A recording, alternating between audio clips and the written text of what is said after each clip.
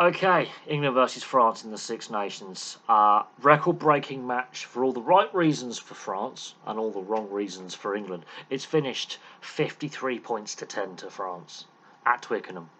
Um, it wasn't that long ago England were battering France by a similar scoreline at Twickenham. France's record at Twickenham in the last 20, 25 years is dreadful.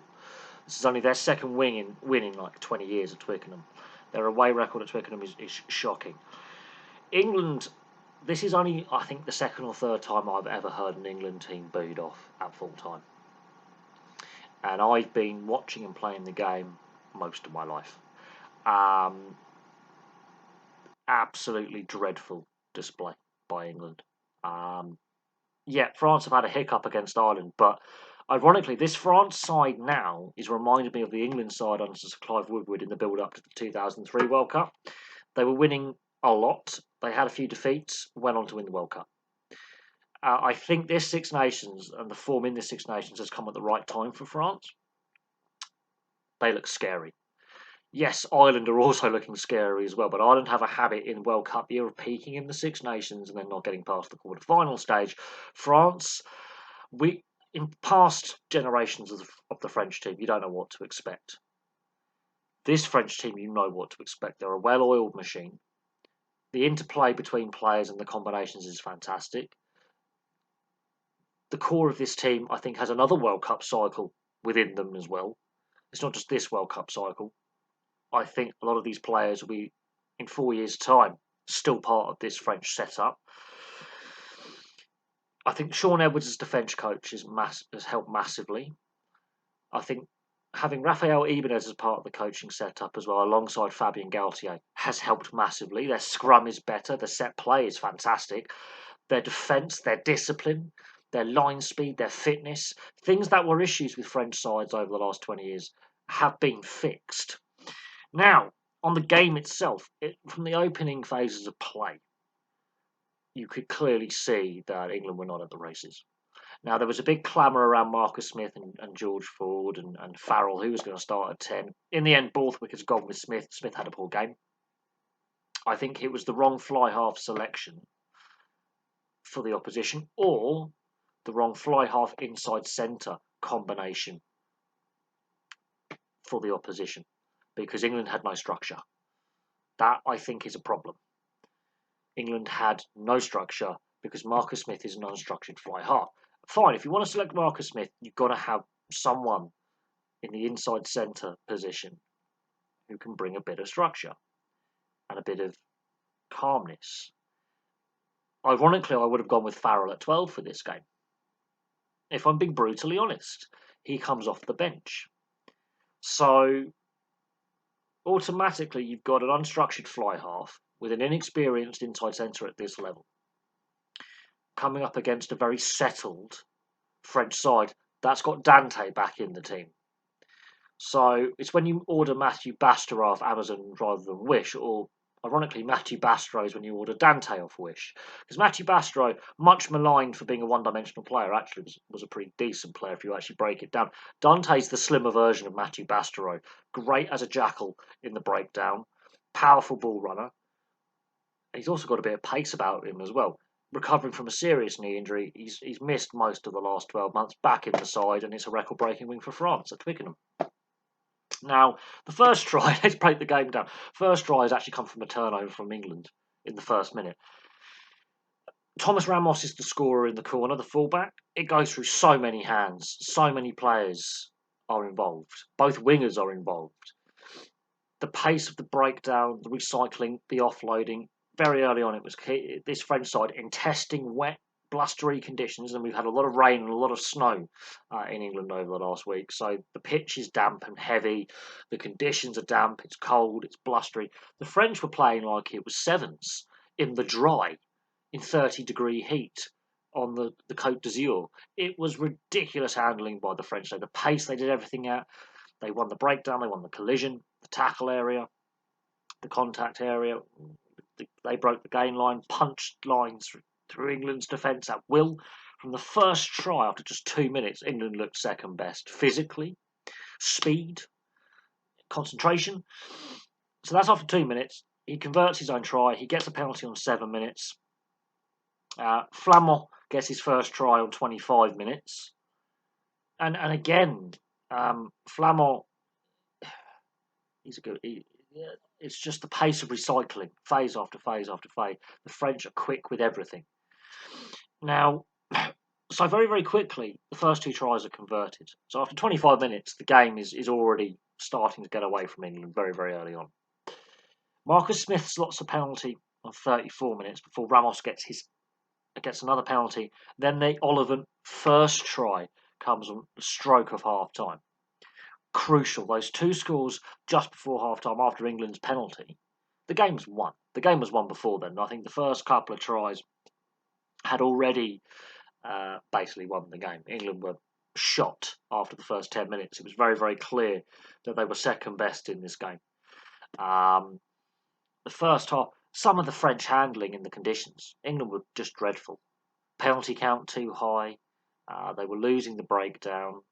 They lost the contact area. They've been dominated in tackles. Everything was done quicker by the French. The French were more organised defensively. Half time couldn't have come at a better time for both sides. I think the French could have run the risk of getting ahead of themselves and overplaying, and England needed a reset. Now, they haven't really lost the game at this point. They're losing the game at this point, and it's an uphill struggle because they've got to chase the game.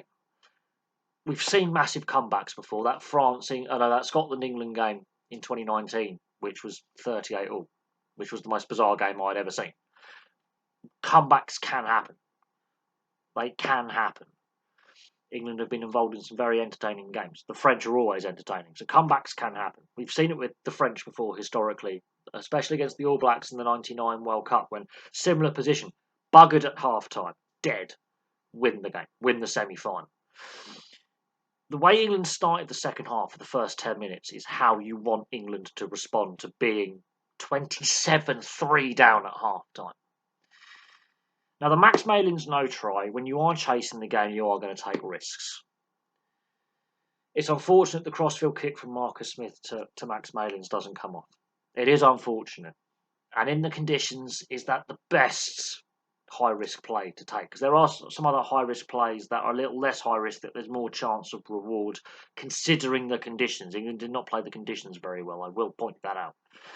I can understand the logic from Marcus Smith, seeing that the French are starting to get a little bit fractious. They might have overplayed in the first half a little bit and shot their bolt. Defensively, he's noticed a mismatch there. The crossfield kick is ping perfect. Unfortunately, Max Malins can't handle the ball and he knocks it on. It's no try. It's unfortunate. But within 2 minutes, Freddie Stewart gets his try. And this is where England finally getting some time on the ball, being patient in possession, but also quick in possession, and battling at that breakdown and playing the French at their own game. They finally get their try. And that's that brief 10-minute spell to start the second half. That was a flicker of life for England. And then Flamand gets his second try, and after that, the floodgates open for England completely. After Flamand's second try in 57 minutes, England fell apart completely fell apart. I think when Borthwick's got them in the dressing room at half time, that opening 10 minutes is a response to Borthwick basically having a blow up. They respond, but it's only for 10 minutes. It's only for 10 minutes. The French lineouts worked effectively, which was a weak area. Their scrums worked effectively, which is a weaker area, considering they've got a lot of suspension and injuries in the front row. They're missing three props who would be battling for first team honours. They're onto their fifth choice prop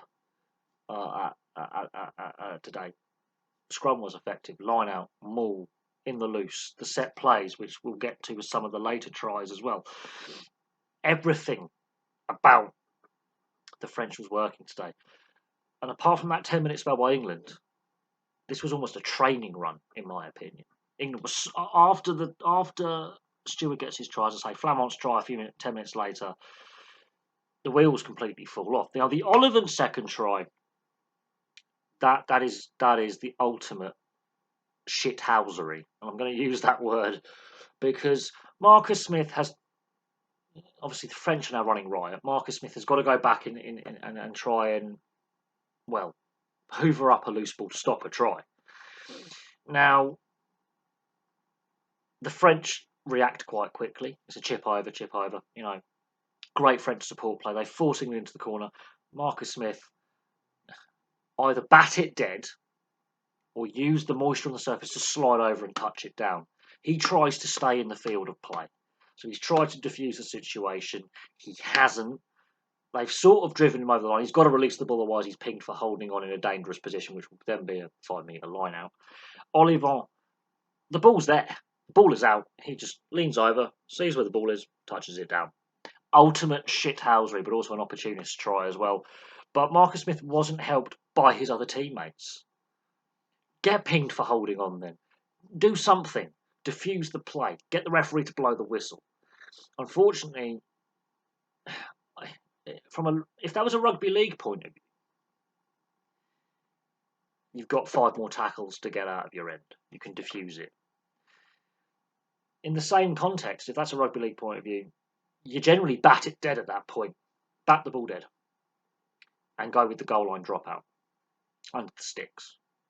Sometimes, and when you've got a rugby league coach as your defence coach, in that instance, you've got to be thinking, why is he not doing that? Why is he just not flinging it dead? Take the penalty. The goal kicker might not kick it. They might, whatever. It leads to a try, and then England, the wheels complete. That's 2 tries in 2 minutes. The wheels have fallen off. Penaud gets 2 tries in the space of a couple of minutes as well. First one, again, England's handling and the turnovers. Fickou, who's an outstanding jack of all trades when it comes to being an outside back. He even helps out in the scrum, for example. Possibly one of the best all-round centres come wingers in the game. Crossfield kick for Penaud. Penaud does Dombrandt for pace. That is a cheeky try. England are all over the place. They've turned the ball over. Fickou sees his wing partner because pings it over, and on the bounce picks up the ball with one hand. Bye bye. And they've also noticed you've got a number 8 who's blowing a gut because he's having to play as an outside centre because of injury to an England centre. They've run out of subs. They've got a defensive mismatch. There's space all over the field at this point. England have made a shambles of their handling. And in the wet, where Max Malin's stuffed up with a crossfield kick, receiving the ball, knocking on, Penaud was running on the ball at full pace, picks up, gone.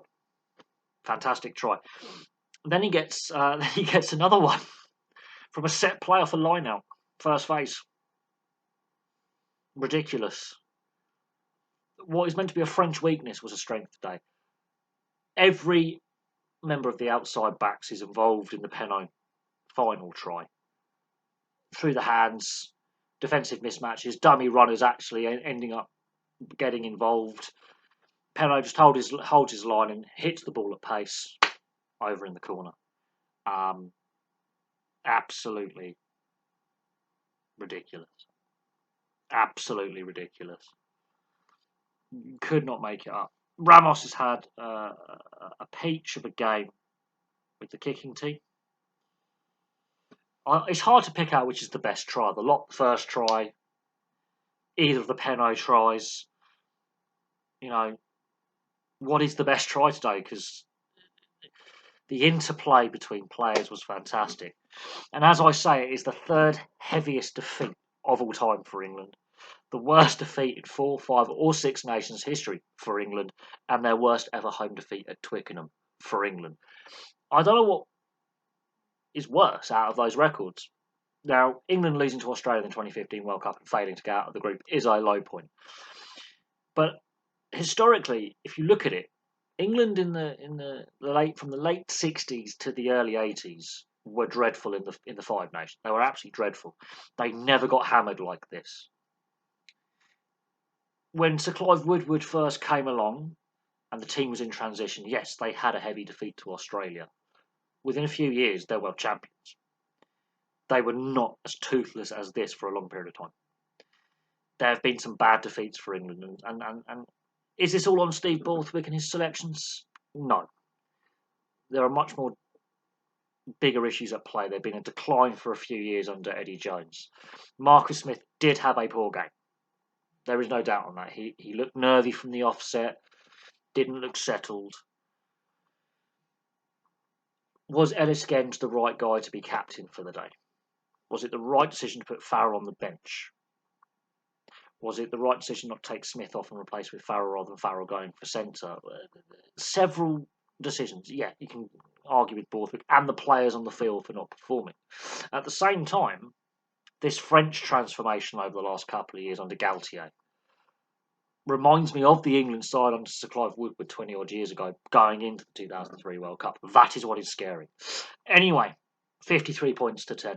I could break the game down and describe each try in, pinpoint detail. We could be here for an hour and a half.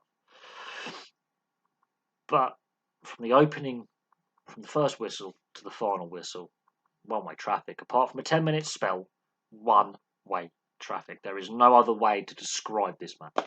Thank you very much for watching. Place your thoughts in the comment section below, and I will have some more content for you very, very soon.